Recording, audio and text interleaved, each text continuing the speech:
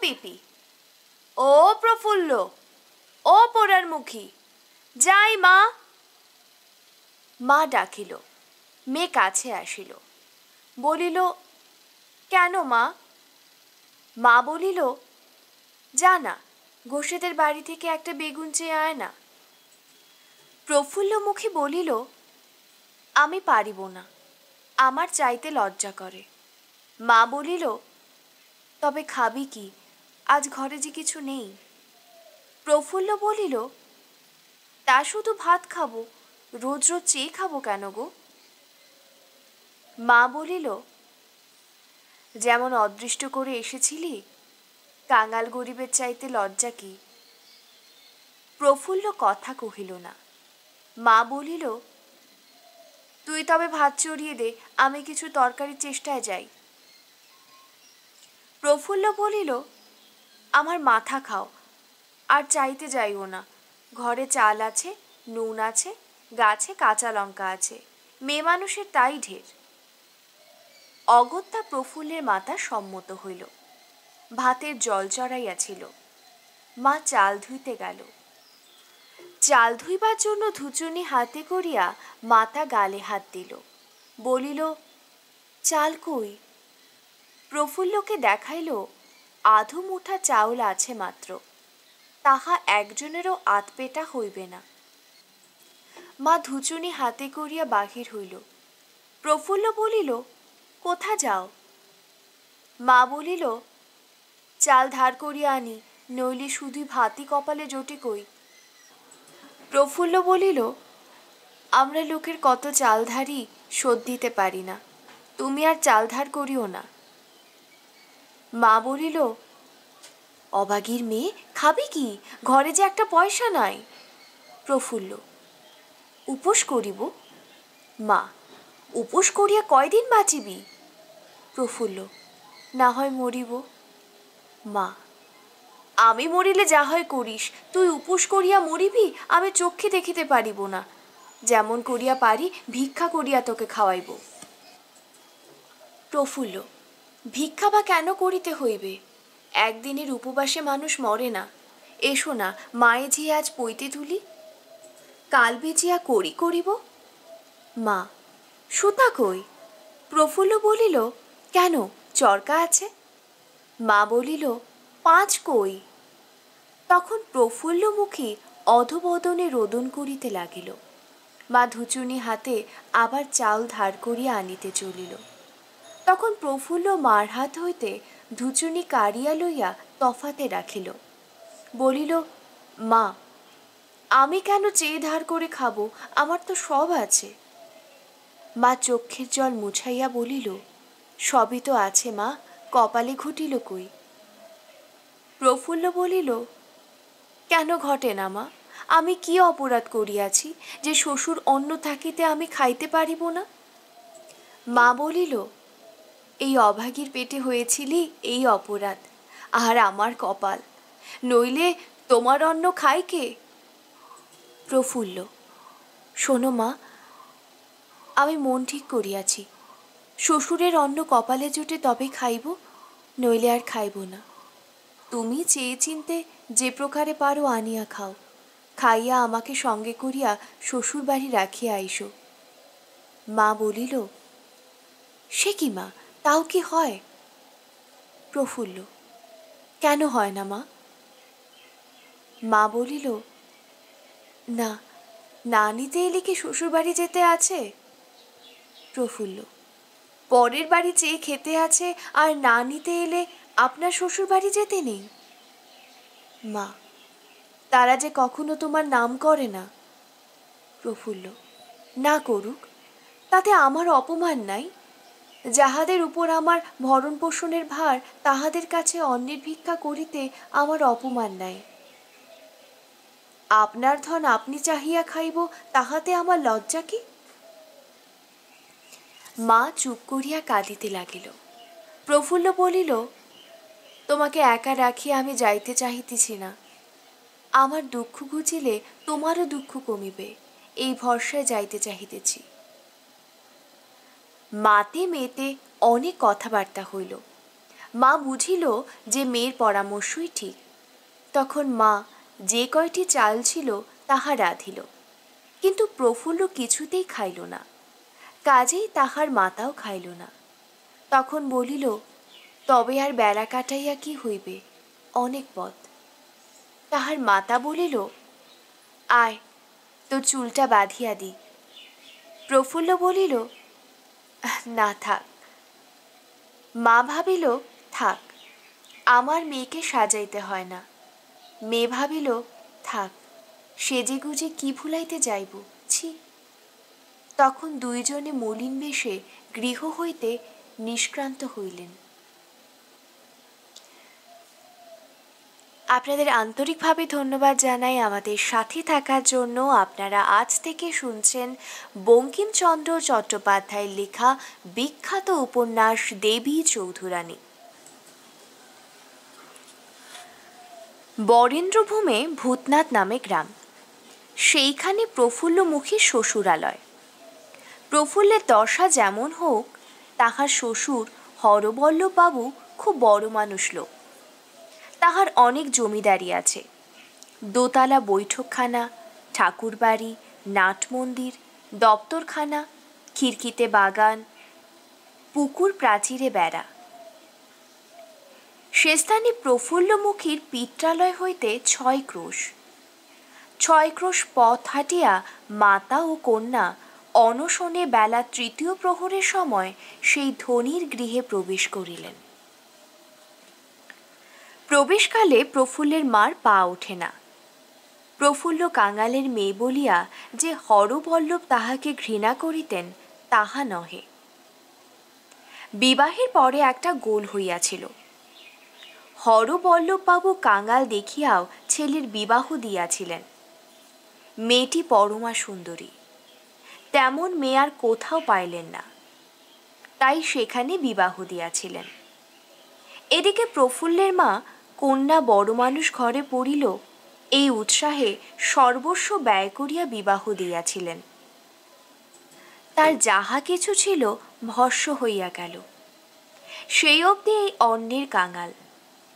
কিন্তু অদৃষ্টক্রমে সেই সাধীর বিবাহে বিপরীত ফল ফলিল। সর্বস্ব ব্যয় করিয়াও, সর্বস্ব আর কত টাকা, সর্বস্ব ব্যয় করিয়াও সেই বিধবা স্ত্রীলোক সকল দিক কুলান করিতে পারিল না। বরযাত্রীদিগের লুচি মন্ডায় দেশকাল পাত্র বিবেচনায় উত্তম ফলাহার করাইল, কিন্তু কন্যাযাত্রীগণের কেবল চিরাদই। ইহাতে প্রতিবেশী কন্যাযাত্রীরা অপমান বোধ করিলেন। তাহারা খাইলেন না, উঠিয়া গেলেন। ইহাতে প্রফুল্লের মার সঙ্গে তাহাদের কোন্দল বাঁধিল। প্রফুল্লের মা বড় গালি দিল। প্রতিবেশীরা একটা বড় রকম শোধ লইল। পাকস্পর্শের দিন হরবল্লভ বেহাইনের প্রতিবেশী সকলকে নিমন্ত্রণ করিলেন। তাহারা কেহ গেল না। একজন লোক দিয়া বলিয়া পাঠাইল যে, যে কুলোটা জাতিভ্রষ্ট, তাহার সঙ্গে হরবল্লভবাবুর কুটুম্বিতা করিতে হয় করুন। বড় মানুষ, সব শোভা পায়, কিন্তু আমরা কাঙাল গরিব, জাতি আমাদের সম্বল। আমরা জাতিভ্রষ্টার কন্যার পাকস্পর্শে জলগ্রহণ করিব না। সমবেত সভা মধ্যে এই কথা প্রচার হইল। প্রফুল্লের মা একা বিধবা, মেয়েটি লইয়া ঘরে থাকে। তখন বয়সও যায় নাই, কথা অসম্ভব বোধ হইল না। হরবল্লভের মনে হইল যে বিবাহের রাত্রে প্রতিবেশীরা বিবাহ বাড়িতে খায় নাই, প্রতিবেশীরা মিথ্যা বলিবে কেন? হরবল্লভ বিশ্বাস করিলেন, সবাই সকলেই বিশ্বাস করিল। নিমন্ত্রিত সকলেই ভোজন করিল বটে, কিন্তু কেহই নববধূর পৃষ্ঠভোজ্য খাইল না। পরদিন হরবল্লভ বধূকে মাত্রালয়ে পাঠাইয়া দিলেন। সেই অবধি প্রফুল্ল ও তাহার মাতা তাহার পরিত্যাজ্য হইল।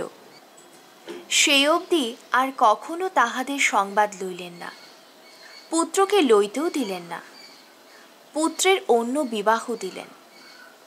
প্রফুল্লের মা দুই একবার কিছু সামগ্রী পাঠাইয়া দিয়াছিল, হরবল্লভ তাহা ফিরাইয়া দিয়াছিল। তাই আজ সে এ বাড়িতে প্রবেশ করিতে প্রফুল্লের মার পা কাঁপিতেছিল। কিন্তু যখন আশা হইয়াছে তখন আর ফেরা যায় না। কন্যা ও মাতা সাহসে ভর করিয়া গৃহমধ্যে প্রবেশ করিল। তখন কর্তা অন্তঃপুর মধ্যে অপরাহ্নিক নির্দয় সুখে অভিভূত। গৃহিণী অর্থাৎ প্রফুল্লের শাশুড়ি পা ছড়াইয়া পাকা চুল তুলাইতেছিলেন। এমন সময় সেখানে প্রফুল্ল ও তাহার মা উপস্থিত হইল। প্রফুল্ল মুখে আধ ঘোমটা টানিয়া দিয়াছিল। তাহার বয়স এখন 18 বৎসর। গিন্নি ইহাদিগকে দেখিয়া বলিল, তোমরা কে গা? প্রফুল্লের মা দীর্ঘ নিঃশ্বাস ত্যাগ করিয়া বলিলেন, কি বলিয়াই বা পরিচয় দিব? গিন্নি, কেন, পরিচয় আবার কি বলিয়া দেয়? প্রফুল্লের মা, আমরা কুটুম্ব। গিন্নি, কুটুম্ব? কে কুটুম্ব গা? সেখানে তারার মা বলিয়া একজন চাকরিনী কাজ করিতেছিল। সে দুই একবার প্রফুল্লদিগের বাড়ি গিয়াছিল, প্রথম বিবাহের পরে।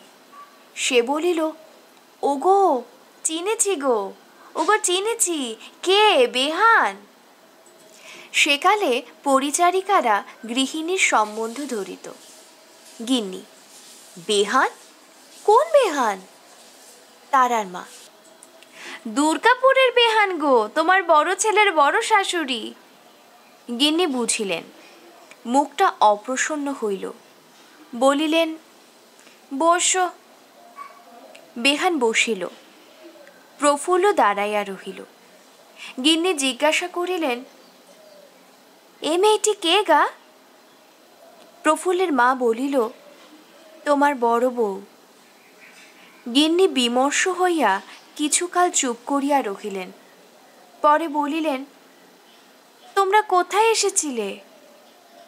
প্রফুল্লের মা, তোমার বাড়িতেই এসেছি। গিন্নি, কেন গা? প্রফুল্লের মা, কেন, আমার মেয়েকে কি শ্বশুর বাড়িতে আসতে নাই? গিন্নি, আসিতে থাকিবে না কেন? শ্বশুর শাশুড়ি যখন আনিবে তখন আসিবে। ভালো মানুষের মেয়ে ছেলে কি গায়ে পড়ে আসে? প্রফুল্লের মা, শ্বশুর শাশুড়ি যদি 7 জন্মে নাম না করে? গিন্নি, নামে যদি না করে তবে আসা কেন? প্রফুল্লের মা, খাওয়াবে কে? আমি বিধবা অনাথিনী, তোমার ব্যাটার বউকে আমি খাওয়াইব কোথা থেকে? গিন্নি, যদি খাওয়াইতেই পারিবে না তবে পেটে ধরেছিলে কেন? প্রফুল্লের মা, তুমি কি খাওয়া পড়া হিসেব করিয়া ব্যাটা পেটে ধরেছিলে? তাহলে সেই সঙ্গে ব্যাটার বউয়ের খোরাক পোশাকটা ধরিয়া নিতে পারো নাই? গিন্নি, মোলো, মাগি বাড়ি বয়ে কোদল করতে এসেছে দেখি যে। প্রফুল্লের মা, না, কোদল করিতে আসি নাই। তোমার বউ একা আসিতে পারে না, তাই রাখিতে সঙ্গে আসিয়াছি। এখন তোমার বউ পৌঁছিয়াছে, আমি চলিলাম। এই বলিয়া প্রফুল্লের মা বাটির বাহির হইয়া চলিয়া গেল। অভাগীর তখনও আহার হয় নাই। মা গেল, কিন্তু প্রফুল্ল গেল না। যেমন ঘোমটা দেওয়া ছিল তেমনি ঘোমটা দিয়া দাঁড়াইয়া রহিল। শাশুড়ি বলিল, তোমার মা গেল, তুমি যাও। প্রফুল্ল নড়ে না। গিন্নি, নড়ো না যে? প্রফুল্ল নড়ে না। গিন্নি, কি জ্বালা, আবার কি তোমার সঙ্গে একটা লোক দিতে হবে নাকি? এবার প্রফুল্ল মুখের ঘোমটা খুলিল। চাঁদপানা মুখ, চোখে দরদর ধারা বহিতেছে। শাশুড়ি মনে মনে ভাবিলেন, আহা, এমন চাঁদপানা বউ নিয়ে ঘর করতে পেলাম না। মন একটু নরম হলো। প্রফুল্ল অতি অস্ফুট স্বরে বলিল, আমি যাইব বলিয়া আসি নাই, গিন্নি: তা কি করব মা, আমার কি অসাধ্যে তোমায় নিয়ে ঘর করি? লোকে পাঁচ কথা বলে এক ঘরে করবে বলে, কাজেই তোমাকে ত্যাগ করতে হয়েছে। প্রফুল্ল: মা, এক ঘরে হবার ভয়ে কে কবে সন্তান ত্যাগ করেছে? আমি কি তোমার সন্তান নই? শাশুড়ির মন আরো নরম হলো। বলিলেন: কি করব মা, জেতের ভয়। প্রফুল্ল পূর্ববৎ অস্ফুট স্বরে বলিল: হলেম যেন আমি অজাতি, কত শূদ্র, তোমার ঘরে দাসীপনা করিতেছি। আমি তোমার ঘরে দাসীপনা করিতে দোষ কি? গিন্নি আর জুঝিতে পারিলেন না, বলিলেন: তা মেয়েটি লক্ষ্মী রূপেও বটে, কথায়ও বটে। তা যাই, দেখি কর্তার কাছে তিনি কি বলেন। তুমি এখানে বসো মা, বসো। প্রফুল্ল তখন চাপিয়া বসিল। এই সময় একটি কপাটের আড়াল হইতে একটি চতুর্দশ বর্ষিয়া বালিকা, সেও সুন্দরী, মুখে আর ঘোমটা, সে প্রফুল্লকে হাতছানি দিয়া ডাকিল। প্রফুল্ল ভাবিল, এ আবার কি? উঠিয়া বালিকার কাছে গেল। যখন গৃহিণী ঠাকুরানী হেলিতে দুলিতে হাতের বাউটির খিল খুঁটিতে খুঁটিতে কর্তা মহাশয়ের নিকেতনে সমুপস্থিতা, তখন কর্তা মহাশয়ের ঘুম ভাঙিয়াছে। হাতে মুখে জল দেওয়া হইয়াছে, হাত মুখ মোছা হইতেছে। দেখিয়া কর্তার মনটা কাদা করিয়া ছানিয়া লইবার জন্য গৃহিণী ঠাকুরিনী বলিলেন: কে ঘুম ভাঙাইল? আমি এত করে বারণ করি, তবু কেউ শোনে না। কর্তা মহাশয় মনে মনে বলিলেন: ঘুম ভাঙাইবার আধি তুমি নিজে, আজ বুঝি কোনো দরকার আছে? প্রকাশ্যে বলিলেন: কেউ ঘুম ভাঙায় নাই, বেশ ঘুমাইয়াছি। কথাটা কি? গিন্নি মুখখানা হাসি ভরা ভরা করিয়া বলিলেন: আজ একটা কাণ্ড হয়েছে, তাই বলতে এসেছি। এইরূপ ভূমিকা করিয়া এবং একটু নথ ও বাউটি নাড়া দিয়া, কেননা বয়স এখনো ৪৫ বৎসর মাত্র, গৃহিণী প্রফুল্ল ও তার মাতার আগমন ও কথোপকথন বৃত্তান্ত আদ্যপান্ত বলিলেন। বধূর চাঁদপানা মুখ ও মিষ্ট কথাগুলো মনে করিয়া প্রফুল্লের দিকে অনেক টানিয়া বলিলেন, কিন্তু মন্ত্রতন্ত্র কিছু খাটিল না। কর্তার মুখ বৈশাখের মেঘের মতো অন্ধকার হইয়া উঠিল। তিনি বলিলেন: এত বড় স্পর্ধা! সেই বাগদি বেটি আমার বাড়িতে ঢোকে? এখনই ঝাঁটা মেরে বিদায় করো। গিন্নি বলিলেন: ছি ছি, অমন কথা বলতে আছে? হাজার হোক ব্যাটার বউ, আর বাগদির মেয়ে বা কিরূপ হলো, লোকে বললেই কি হয়? গিন্নি ঠাকুরুন হাড় কাত করিয়া খেলতে বসেছেন। কাজে কাজেই এইরকম বদ রঙ্গ চালাইতে লাগিলেন। কিছুতেই কিছু হইল না। বাগদি বেটিকে ঝাঁটা মেরে বিদায় করো, এই হুকুমই বহাল রহিল। গিন্নি শেষে রাগ করিয়া বলিলেন: ঝাঁটা মারিতে হয় তুমি মারো, আমি আর তোমার ঘরকন্যার কথায় থাকিব না। এই বলিয়া গিন্নি রাগে গড়গড় করিয়া বাহিরে আসিলেন। যেখানে প্রফুল্লকে রাখিয়া গিয়েছিলেন, সেইখানে আসিয়া দেখিলেন প্রফুল্ল সেখানে নাই। প্রফুল্ল কোথায় গিয়াছে তাহা পাঠকের স্মরণ থাকিতে পারে। একখানা কপাটের আড়াল হইতে ঘোমটা দিয়া একটা ১৪ বছরের মেয়ে তাকে হাতছানি দিয়া ডাকিয়াছিল। প্রফুল্ল সেখানে গেল। প্রফুল্ল সেই ঘরের ভেতর প্রবেশ করিবা মাত্র বালিকা দ্বার রুদ্ধ করিল। প্রফুল্ল বলিল: দ্বার দিলে কেন? মেয়েটি বলিল: কেউ না আসে, তোমার সঙ্গে দুটা কথা কব তাই। প্রফুল্ল বলিল: তোমার নাম কি ভাই? সে বলিল: আমার নাম সাগর। প্রফুল্ল: তুমি কে ভাই? সাগর: আমি ভাই তোমার সতীন। প্রফুল্ল: তুমি আমায় চেনো নাকি? সাগর: এই যে আমি কপাটের আড়াল থেকে সব শুনলাম। প্রফুল্ল: তবে তুমি ঘরণী গৃহিণী? সাগর: দূর, তা কেন? পোড়া কপাল আর কি। আমি কেন সে হতে গেলাম? আমার তো তেমন দাঁত উঁচু না, আমি অত কালোও নই। প্রফুল্ল: সে কি, কার দাঁত উঁচু? সাগর: কেন, এই ঘরণী গৃহিণী। প্রফুল্ল: সে আবার কে? সাগর: জানো না? তুমি কেমন করেই বা জানবে? কখনো তো আসোনি, আমাদের আরেক সতীন আছে, জানো না?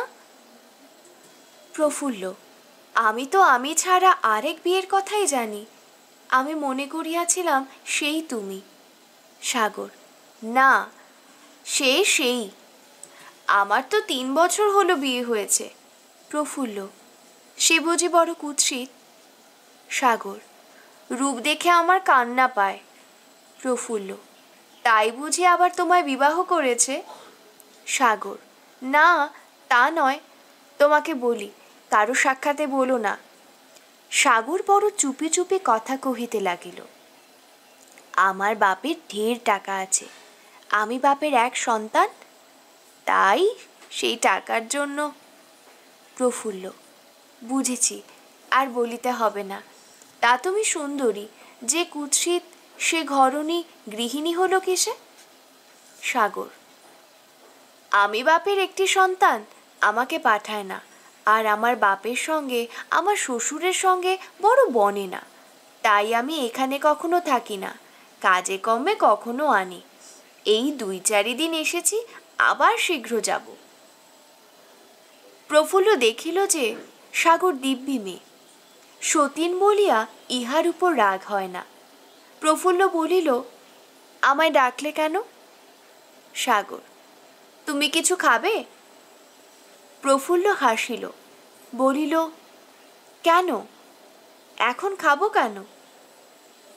সাগর: তোমার মুখ শুকনো, তুমি অনেক পথ এসেছো, তোমার তৃষ্ণা পেয়েছে, কেউ তোমাকে কিছু খেতে বললেও না, তাই তোমাকে ডেকেছি। প্রফুল্ল তখনও পর্যন্ত কিছু খায় নাই, পিপাসায় প্রাণ ওষ্ঠাগত, কিন্তু উত্তর করিল, শাশুড়ি গেছেন শ্বশুরের কাছে মন বুঝতে, আমার অদৃষ্টে কি হয় তা না জেনে আমি এখানে কিছু খাবো না, ঝাঁটা খেতে হয় তো তাই খাবো, আর কিছু খাবো না। সাগর: না না, এদের কিছু তোমাকে খেয়ে কাজ নেই, আমার বাপের বাড়ির সন্দেশ আছে, বেশ সন্দেশ। এই বলিয়া সাগর কতগুলো সন্দেশ আনিয়া প্রফুল্লের মুখে গুজিয়া দিতে লাগিল। অগত্যা প্রফুল্ল কিছু খাইল। সাগর শীতল জল দিল, পান করিয়া প্রফুল্ল শরীর স্নিগ্ধ করিল।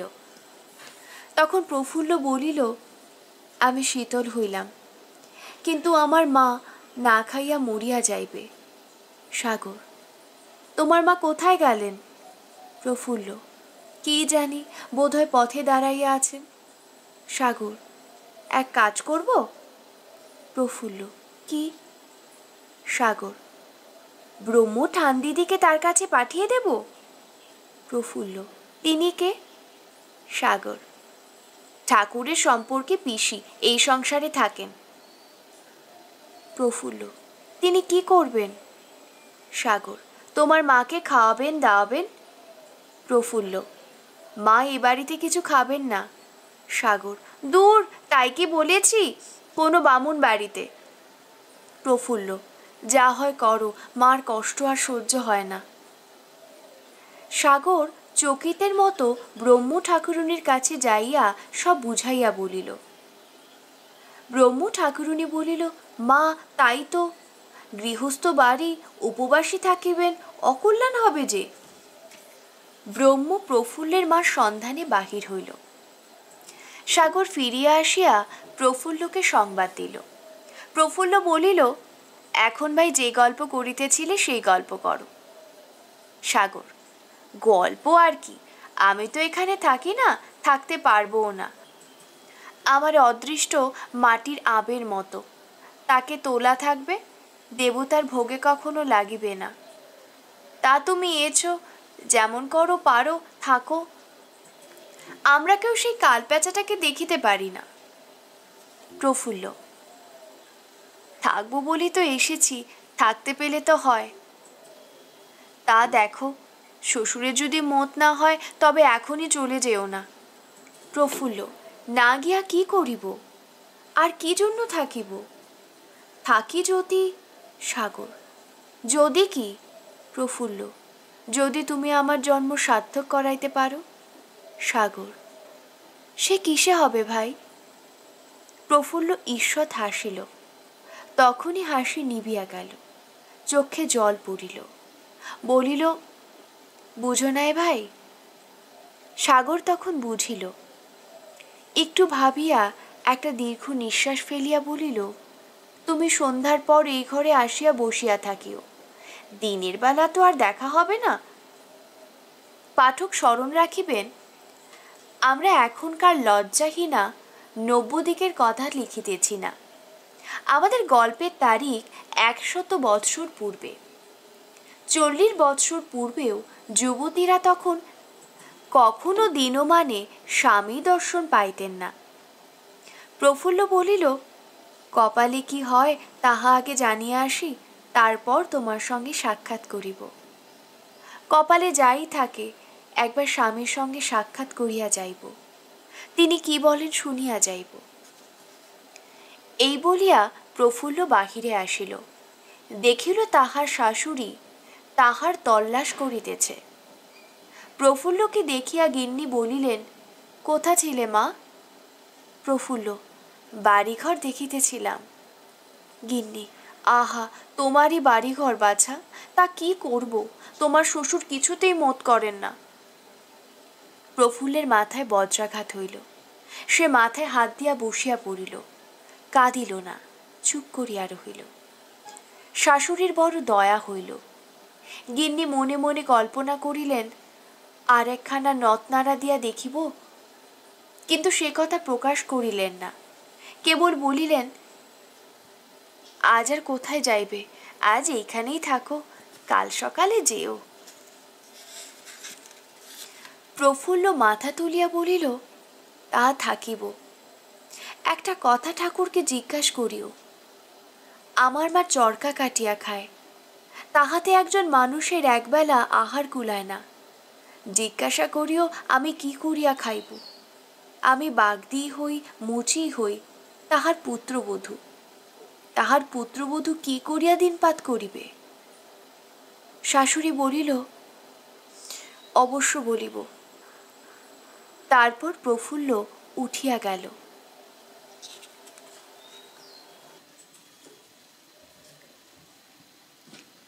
সন্ধ্যার পর সেই ঘরে সাগর ও প্রফুল্ল দুইজনে দ্বার বদ্ধ করিয়া চুপি চুপি কথাবার্তা কহিতেছিল।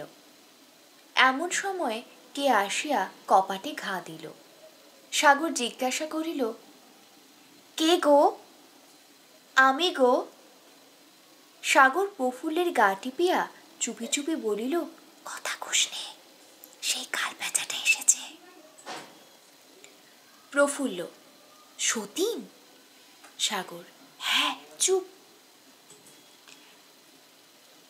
যে আসিয়াছিল সে বলিল, কে গা ঘরে, কথা কোষ নে কেন? যেন সাগর বউয়ের গলা শুনলাম না।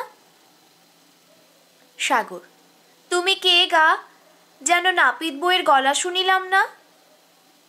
আহ, মরণ আর কি, আমি কি নাপিত বউয়ের মতন? সাগর, কে তবে তুমি? তোর সতীন, সতীন, সতীন, নাম নয়ন বউ। বউটির নাম নয়নতারা। লোকে তাহাকে নয়ন বউ বলিত, সাগরকে সাগর বউ বলিত। সাগর তখন কৃত্রিম ব্যস্ততার সহিত বলিল, কে দিদি? বালাই, তুমি কেন নাপিত বউয়ের মতো হতে যাবে, সে যে একটু ফর্সা। নয়ন, মরণ আর কি, আমি কি তোর চেয়েও কালো? তা সতীন এমনই বটে, তবু যদি 14 বছরের না হতিস। সাগর, তা 14 বছর হলো তো কি হলো, তুমি 17। তোমার চেয়ে আমার রূপও আছে, যৌবনও আছে। নয়ন, রূপ যৌবন নিয়ে বাপের বাড়িতে বসে বসে ধুয়ে খাস, আমার যেমন মরণ নাই, তাই তোর কাছে কথা জিজ্ঞেস করতে এলাম। সাগর, কি কথা দিদি? নয়ন, তুই দৌড়ই খুললি নে, তো কথা কব কি করে? সন্ধে রাত্রে দৌড় দিয়েছিস কেনলা? সাগর: আমি ভাই লুকিয়ে দুটো সন্দেশ খাচ্ছি, তুমি কি খাও না? নয়ন: তা খা খা। নয়ন নিজে সন্দেশ বড় ভালোবাসিত। বলি, জিজ্ঞাসা করিতেছিলাম কি, আবার একজন এসেছে নাকি? সাগর: আবার একজন কি, স্বামী? নয়ন: মরণ আর কি, তাও কি হয়? সাগর: তাহলে ভালো হতো, দুইজনে ভাগ করিয়া নিতাম, তোমার ভাগে নতুনটা দিতাম। নয়ন: ছি ছি, ওসব কথা মুখে আনে? সাগর: মনে? নয়ন: তুই আমায় যা ইচ্ছে তাই বলবি কেন? সাগর: তা ভাই, কি জিজ্ঞেস করবে, না বুঝিয়া বলিলে কেমন করিয়া উত্তর দিই? নয়ন: বলি, গিন্নির নাকি আরেকটা বউ এসেছে? সাগর: কে বউ? নয়ন: সেই মুচি বউ। সাগর: মুচি? কই, শুনিনি তো। নয়ন: মুচি না হয় বাগদি। সাগর: তাও শুনি নে। নয়ন: শোনোনি, আমাদের একজন বাগদি সতীন আছে। সাগর: কই না? নয়ন: তুই বড় দুষ্ট, সেই যে প্রথম যে বিয়ে। সাগর: সে তো বামুনের মেয়ে।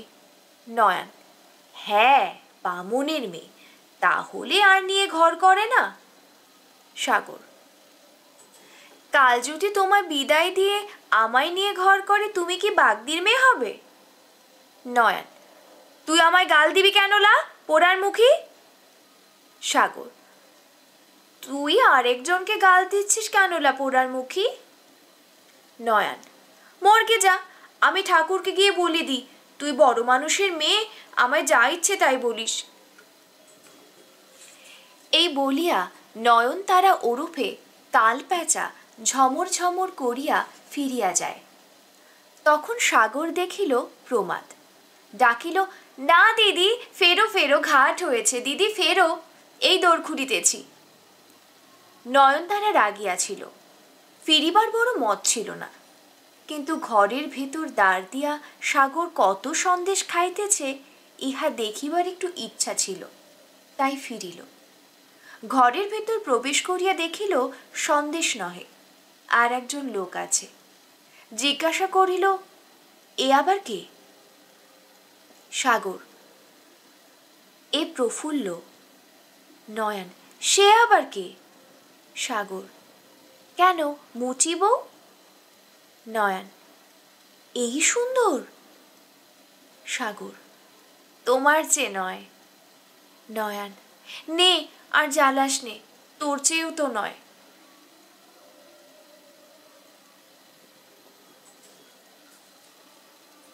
এদিকে কর্তা মহাশয় এক প্রহর রাত্রে গৃহমধ্যে ভোজনার্থ আসিলেন। গৃহিণী ব্যঞ্জন হস্তে ভোজন পাত্রের নিকট শোভমান। ভাতে মাছি নাই, তবু নারী ধর্মের পালনার্থ মাছি তাড়াইতে হইবে। হায়, কোন পাপিষ্ঠ নরাধমের এই পরম রমণীর ধর্ম লোপ করিতেছে? গৃহিণীর 5 জন দাসী আছে, কিন্তু স্বামী সেবা আর কার সাধ্য করিতে আসে? যে পাপিষ্ঠেরা এই ধর্মের লোপ করিতেছে, হে আকাশ, তাহাদের মাথার জন্য কি কোনো বজ্র নাই? কর্তা আহার করিতে করিতে জিজ্ঞাসা করিলেন, বাগদি বেটি গিয়েছি কি? গৃহিণী মাছি তাড়াইয়া নথ নাড়িয়া বলিলেন, রাত্রে আবার সে কোথা যাবে? রাত্রে একটা অতিথি এলে তুমি তাড়াও না, আর আমি বউটাকে রাত্রে তাড়িয়ে দেব? কর্তা: অতিথি হয় অতিথিশালায় যাক না, এখানে কেন? গিন্নি: আমি তাড়াতে পারবো না, আমি তো বলেছি তাড়াতে হয় তুমি তাড়াও, বড় সুন্দর বউ কিন্তু। কর্তা: বাগদির ঘরে অমন দুটো একটা সুন্দর হয়, তা আমি তাড়াচ্ছি। ব্রজকে ডাকো তোরে। ব্রজ কর্তার ছেলের নাম। একজন চাকরানী ব্রজেশ্বরকে ডাকিয়া আনিল। ব্রজেশ্বরের বয়স 21-22, অনিত্য সুন্দর পুরুষ, পিতার কাছে বিনীতভাবে আসিয়া দাঁড়াইল। কথা কহিতে সাহস নাই। দেখিয়া হরবল্ল বলিলেন, বাপু, তোমার 3 সংসার মনে আছে? ব্রজ চুপ করিয়া রহিল। প্রথম বিবাহ মনে হয় সে একটা বাগদির মেয়ে। ব্রজ নীরব। বাপের সাক্ষাতে 22 বছরের ছেলে হীরার ধার হইলেও সে কালে কথা কহিত না। এখন যত বড় মূর্খ ছেলে তত বড় লম্বা স্পিচ ছাড়ে। কর্তা বলিতে লাগিলেন, সে বাগদির বেটি আজ এখানে এসেছে, জোর করে থাকবে। তা তোমার গর্ভধারিণীকে বললেম যে ঝাঁটা মেরে তাড়াও। মেয়ে মানুষ মেয়ে মানুষের গায়ে হাত দিতে আর কি, এ তোমার কাজ, তোমারই অধিকার, আর কেহ স্পর্শ করিতে পারে না। তুমি আজ রাত্রে তাকে ঝাঁটা মেরে তাড়াইয়া দেবে, নহিলে আমার ঘুম হইবে না। গিন্নি বলিলেন, ছি বাবা, মেয়ে মানুষের গায়ে হাত তুলো না, ওর কথা রাখিতেই হইবে। আমার কথা কিছু চলিবে না? তা যা করো, ভালো কথায় বিদায় করিও। ব্রজ বাপের কথায় উত্তর দিল, যে একে মার কথায় উত্তর দিল, ভালো। এই বলিয়া ব্রজেশ্বর একটু দাঁড়াইল। সেই অবকাশে গৃহিণী কর্তাকে জিজ্ঞাসা করিলেন, তুমি যে বউকে তাড়াবে, বউ খাবে কি করিয়া? কর্তা বলিলেন, যা খুশি করুক, চুরি করুক, ডাকাতি করুক, ভিক্ষা করুক। গৃহিণী ব্রজেশ্বরকে বলিয়া দিলেন, তাড়াইবার সময় বৌমাকে এই কথা বলিও, সে জিজ্ঞাসা করিয়াছিল। ব্রজেশ্বর পিতার নিকট হইতে বিদায় হইয়া ব্রহ্ম ঠাকুরানী নিকুঞ্জে গিয়া দর্শন দিলেন। দেখিলেন ব্রহ্ম ঠাকুরানী তথাগত চিত্তে মালাজপ করিতেছেন আর মশা তাড়াইতেছেন। ব্রজেশ্বর বলিলেন, ঠাকুরমা। ব্রহ্ম ঠাকুরানী, কেন ভাই? ব্রজেশ্বর, আজ নাকি নতুন খবর? ব্রহ্ম ঠাকুরানী, কি নতুন? সাগর আমার চরকাটা ভেঙে দিয়েছে, তাই। তা ছেলে মানুষ, দিয়েছে। চরকা কাটতে তার স্বাদ গিয়েছিল। ব্রজেশ্বর, তা নয়, বলি আজ নাকি। ব্রহ্ম ঠাকুরানী, সাগরকে কিছু বলিও না, তোমরা বেঁচে থাকো, আমার কত চরকা হবে, তবে বুড়ো মানুষ। ব্রজেশ্বর, বলি আমার কথাটা শুনবে? ব্রহ্ম ঠাকুরানী, বুড়ো মানুষ, কবে আছি কবে নেই, দুটো পৈতে তুলে বামুনকে দেই বই তো নয়, তা যাগ্গে। ব্রজেশ্বর, আমার কথাটা শোনো, নইলে তোমার যত চরকা হবে সব আমি ভেঙে দেব। ব্রহ্ম ঠাকুরানী, কি বলছো? চরকার কথা নয়। ব্রজেশ্বর, তা নয়, আমার 2টি ব্রাহ্মণী আছে জানো তো? ব্রহ্ম ঠাকুরানী, ব্রাহ্মণী? মা, যেমন ব্রাহ্মণী নয়ন বউ, তেমন ব্রাহ্মণী সাগর বউ। আমার হাড়টা খেলো, কেবল রূপকথা বলো। ভাই, এত রূপকথা পাবো কোথা? ব্রজেশ্বর, রূপকথা থাক। ব্রহ্ম ঠাকুরানী, তুমি জানো বললে থাক, তারা ছাড়ে কই? শেষে সেই বিহঙ্গমা বিহঙ্গমির কথা বলিলাম। বিহঙ্গমির কথা জানো? বলি শোনো। এক বনে বড় একটা শিমুল গাছে এক বিহঙ্গমি থাকে। ব্রজেশ্বর, সর্বনাশ! ঠাকুরমা, করো কি এখন রূপকথা? আমার কথা শোনো।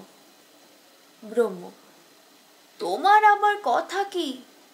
আমি বলি রূপকথা শুনতেই এসো, তোমাদের তো আর কাজ নাই। ব্রজেশ্বর মনে মনে ভাবিল, তবে বুড়িদের প্রাপ্তি হবে।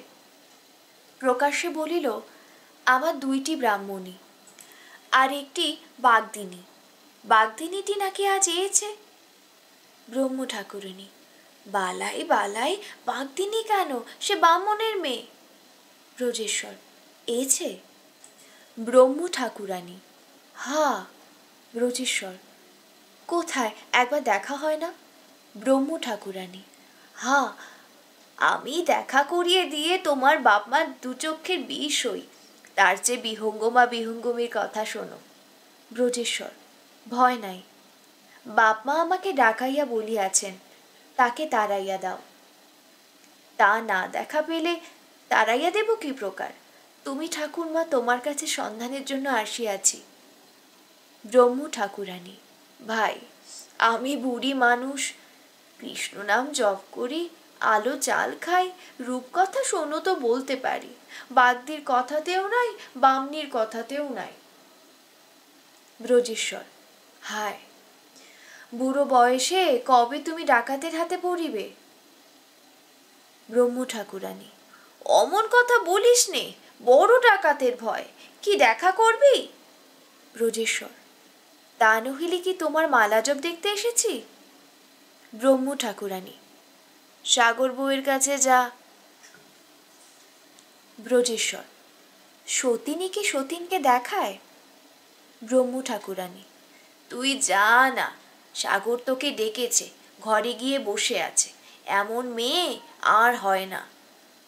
ব্রজেশ্বর: চরকা ভেঙেছে বলে? নয়নকে বলে দেব, সে যেন একটা চরকা ভেঙে দেয়। ব্রহ্ম ঠাকুরানী: হা, সাগরে আর নয়নে, যা যা। ব্রজেশ্বর: গেলে বাগদিনী দেখতে পাবো? ব্রহ্ম ঠাকুরানী: বুড়ির কথাটাই শোন না, কি জ্বালাতেই পড়লাম গা। আমার মালা জপ হলো না তো ঠাকুর দাদার 63টি বিয়ে ছিল, কিন্তু 14 বছরই হোক আর 74 বছরেই হোক, কই কেউ ডাকলে তো কখনো না বলিত না। ব্রজেশ্বর: ঠাকুর দাদার অক্ষয় স্বর্গ হোক, আমি 14 বছরের সন্ধানে চলিলাম, ফিরিয়া আসিয়া 74 বছরের সন্ধান লইব কি? ব্রহ্ম ঠাকুরানী: যা যা যা, আমার মালা জব ঘুরে গেল, আমি নয়নতারাকে বলে দেব তুই বড় চেরঙ্গা হয়েছিস। ব্রজেশ্বর: বলে দিও, খুশি হয়ে দুটো ছোলা ভাজা পাঠিয়ে দেবে। এই বলিয়া ব্রজেশ্বর সাগরের সন্ধানে প্রস্থান করিলেন। সাগর শ্বশুরবাড়ি আসিয়া 2টি ঘর পাইয়াছিল, একটি নিচে, একটি উপরে। নিচের ঘরে বসিয়া সাগর পান সাজিত, সমবয়স্কদিগের সঙ্গে খেলা করিত, কি গল্প করিত। উপরের ঘরে রাত্রি শুইত, দিনমানে নিদ্রা আসিলে সেই ঘরে গিয়া দ্বার দিত। অতএব ব্রজেশ্বর ব্রহ্ম ঠাকুরনীর উপকথার জ্বালা এড়াইয়া সেই উপরের ঘরে গেলেন। সেখানে সাগর নাই, কিন্তু তাহার পরিবর্তে আর একজনকে আছে। অনুভবে বুঝিলেন এই সেই প্রথমা স্ত্রী। বড় গোল বাঁধিল, দুইজনের সম্বন্ধ বড় নিকট, স্ত্রী পুরুষ, পরস্পরের অর্ধাঙ্গ, পৃথিবীর মধ্যে সর্বাপেক্ষা ঘনিষ্ঠ সম্বন্ধ, কিন্তু কখনো দেখা নাই, কখনো কথা নাই। কে বলিয়া কথা আরম্ভ হইবে, কে আগে কথা কহিবে? বিশেষ একজন তাড়াইতে আসিয়াছে, আর একজন তারা খাইতে আসিয়াছে। আমরা প্রাচীনা পাঠিকাদিগকে জিজ্ঞাসা করি, কথাটা কিরকমে আরম্ভ হওয়া উচিত ছিল? উচিত যাহা হোক, উচিত মতো কিছুই হইল না। প্রথমে দুইজনের একজনও অনেকক্ষণ কথা কহিল না। শেষে প্রফুল্ল অল্প অল্পমাত্র হাসিয়া গলায় কাপড় দিয়া ব্রজেশ্বরের পায়ের গোড়ায় আসিয়া ঢিপ হইয়া একটা প্রণাম করিল। ব্রজেশ্বর বাপের মতো নহে। প্রণাম গ্রহণ করিয়া অপ্রতিভ হইয়া বাহু ধরিয়া প্রফুল্লকে উঠাইয়া পালঙ্কে বসাইল, বসাইয়া আপনি কাছে বসিল। প্রফুল্লের মুখে একটু ঘোমটা ছিল।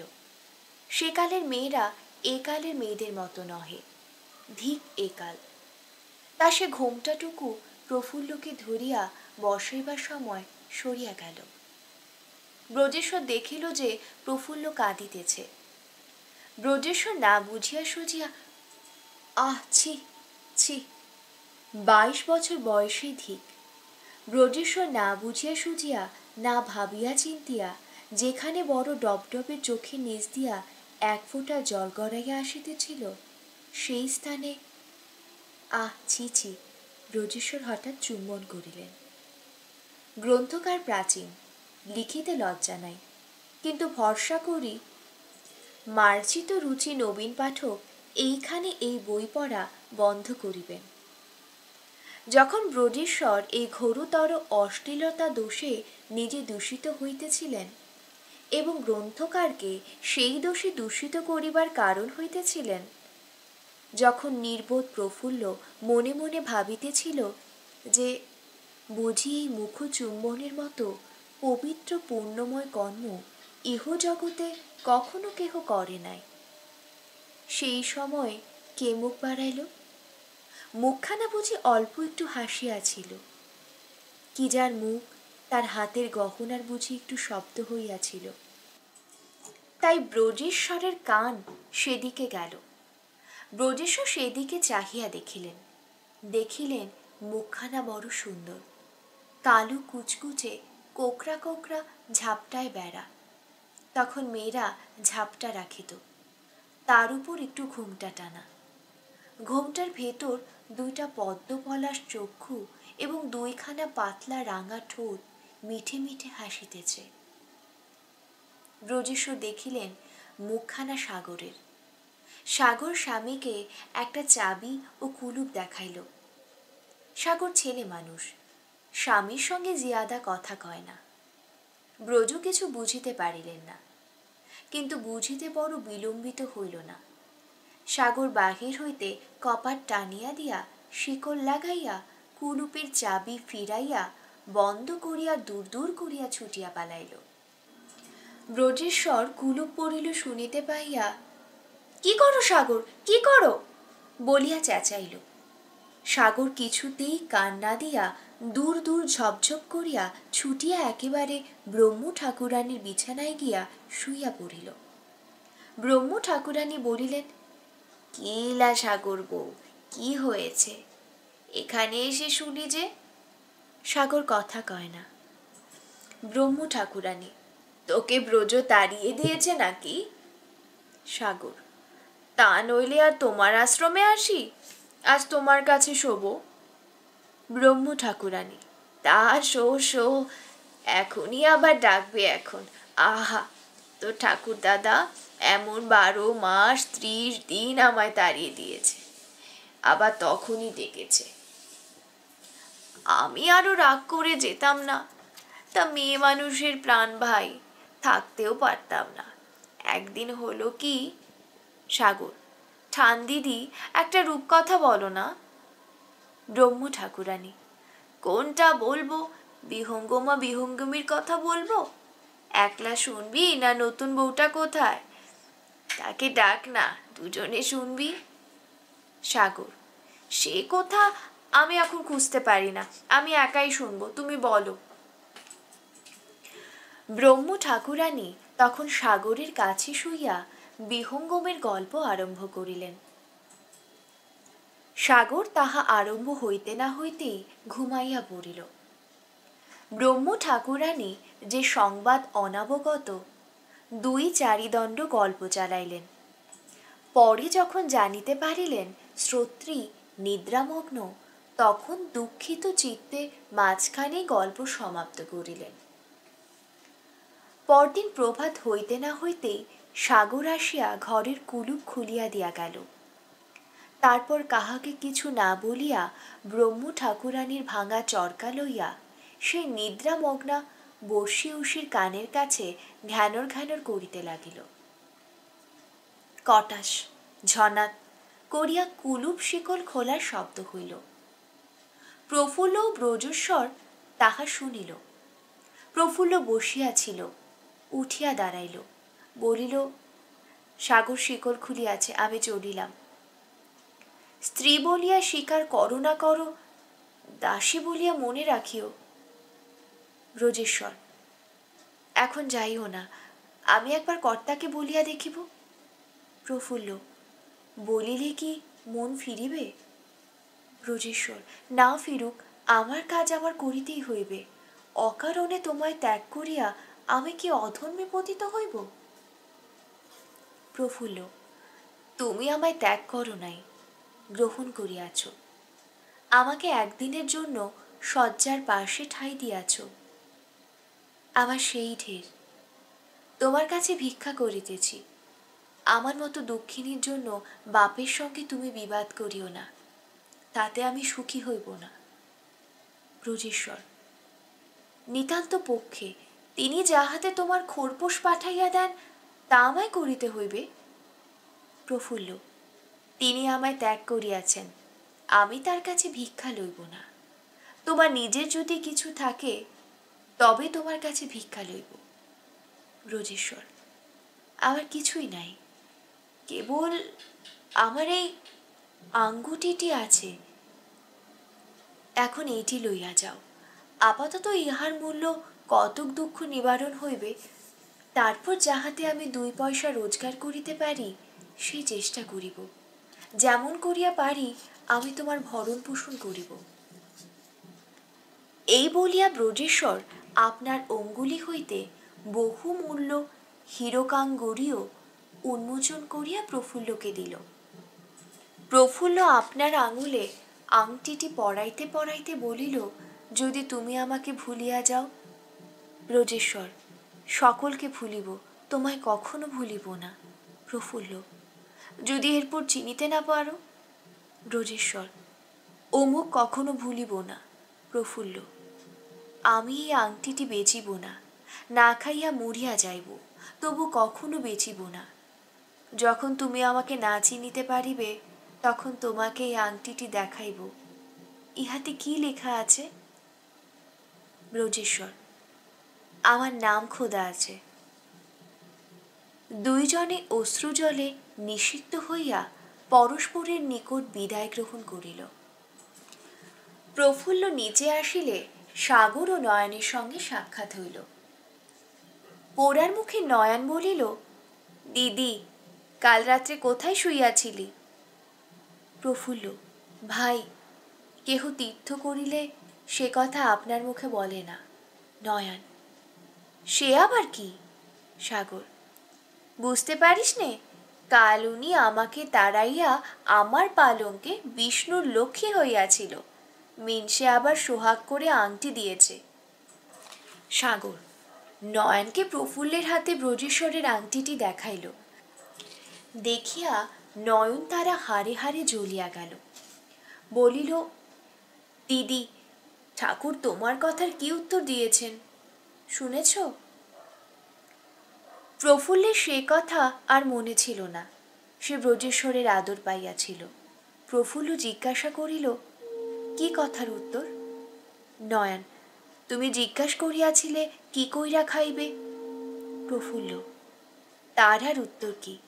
নয়ন, ঠাকুর বলিয়াছেন চুরি ডাকাতি করিয়া খাইতে বলিও। দেখা যাবে, বলিয়া প্রফুল্ল বিদায় লইল। প্রফুল্ল আর কাহারও সঙ্গে কথা কহিল না। একেবারে বাহিরে খিড়কির দ্বার পার হইল। সাগর পাছু পাছু গেল। প্রফুল্ল তাহাকে বলিল, আমি ভাই আর চলিলাম, এই বাড়িতে আর আসিব না। তুমি বাপের বাড়ি গেলে সেখানে তোমার সঙ্গে দেখা হইবে।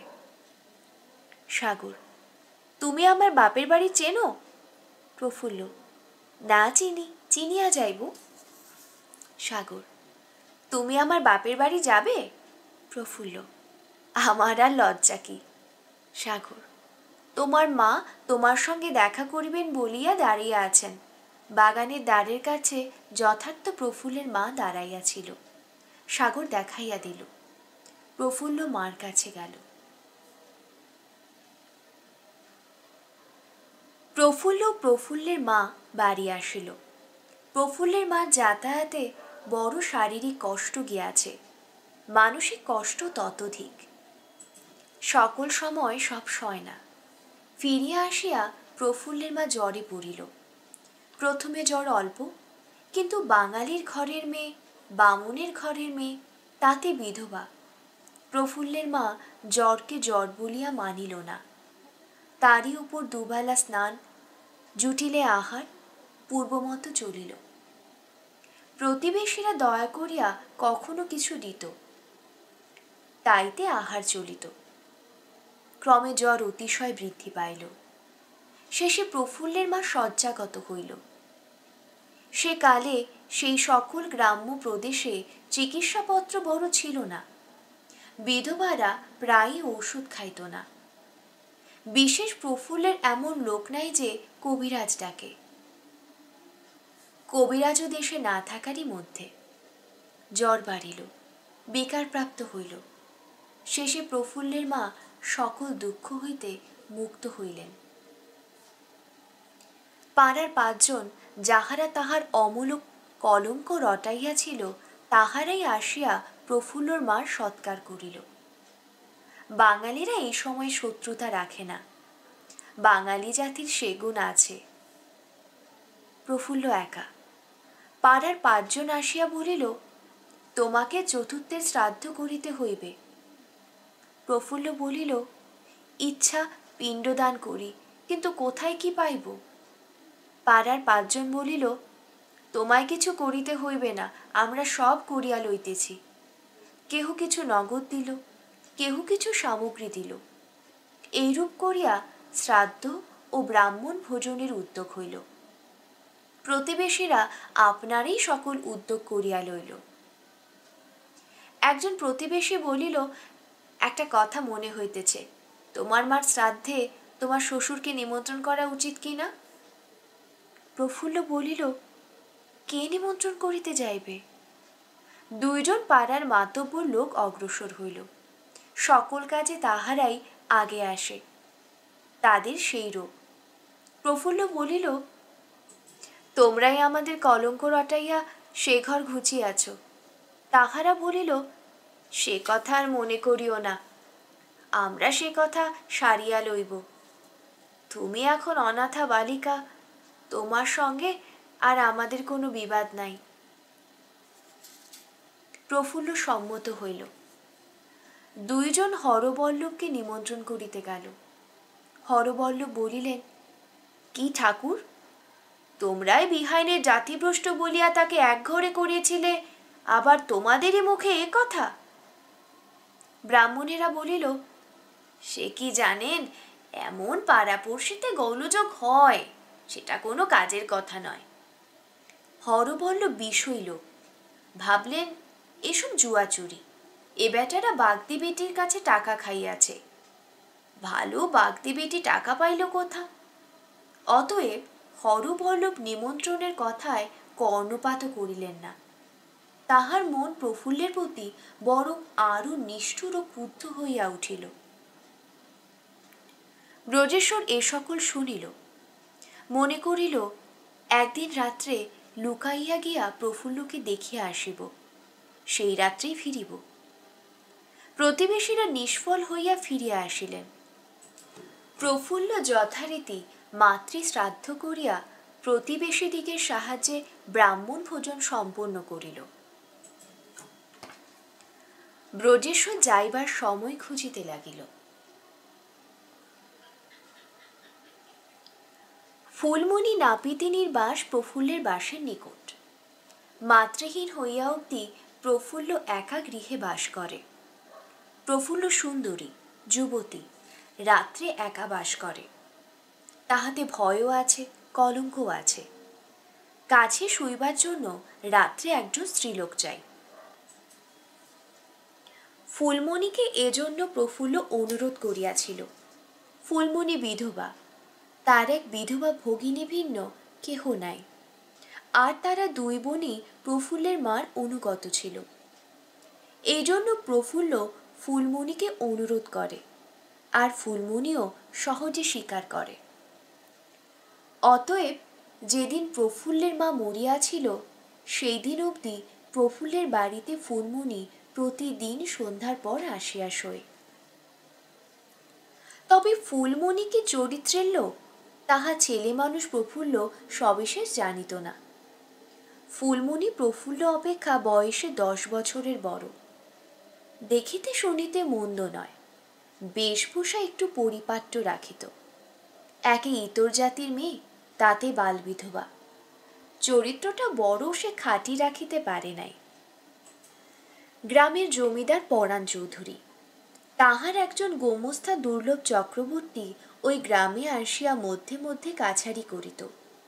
লোকে বলিত ফুলমণি দুর্লভের বিশেষ অনুগ্রাহিতা, অথবা দুর্লভ তাহার অনুগ্রাহিতা।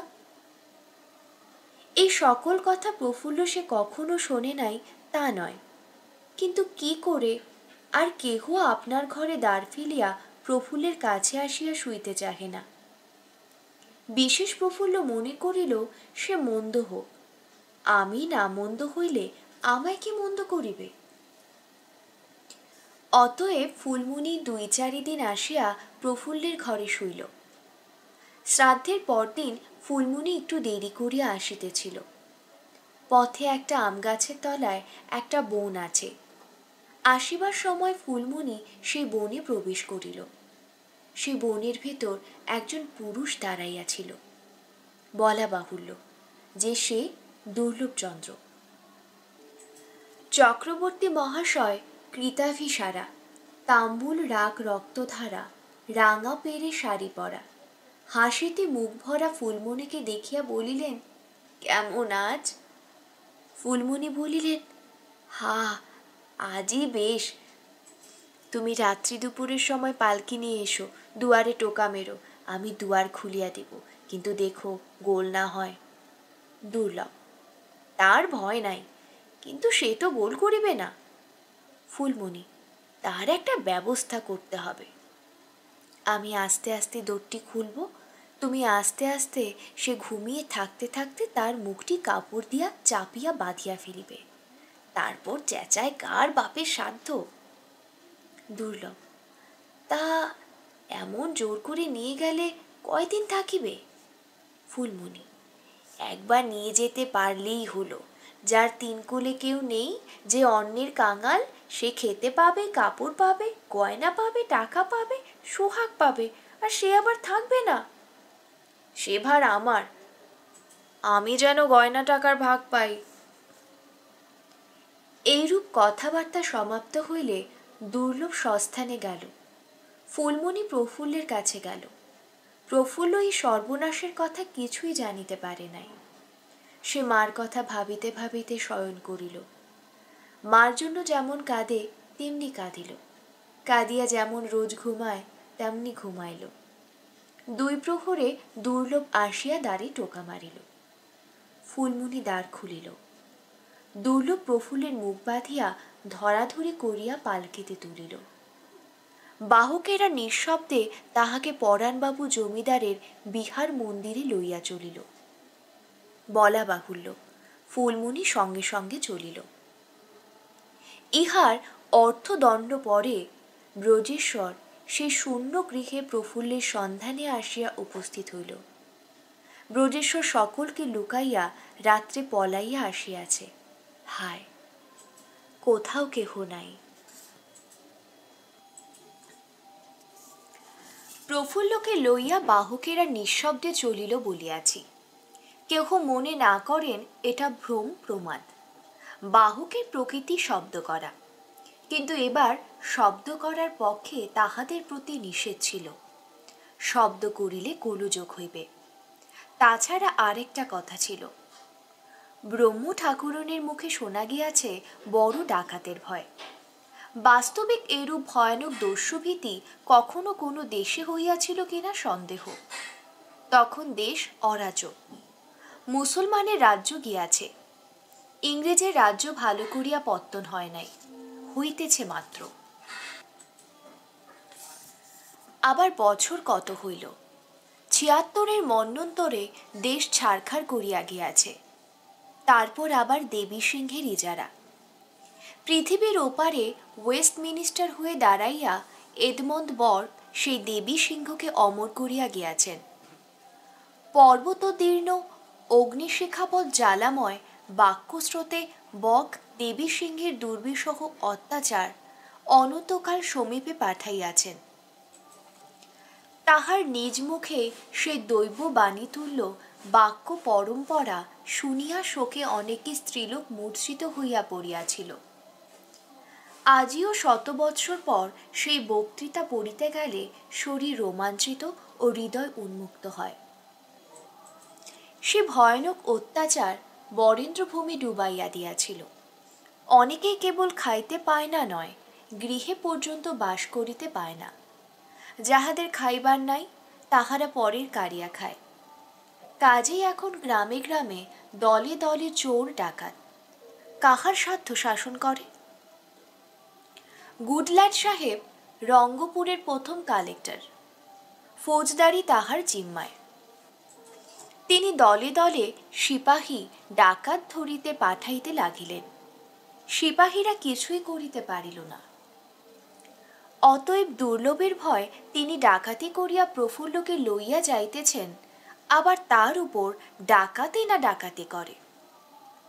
পালকি দেখিয়া ডাকাতেরা আসা সম্ভব, সেই ভয়ে বেহারেরা নিঃশব্দ। গোলমাল হইবে বলিয়া সঙ্গে আর অপর লোকজন নাই, কেবল দুর্লভ নিজে আর ফুলমণি। এইরূপে তাহারা ভয়ে ভয়ে চারিক্রোশ ছাড়াইল। তারপর ভারী জঙ্গল আরম্ভ হইল। বেহারারা সভয়ে দেখিল দুইজন মানুষ সম্মুখে আসিতেছে।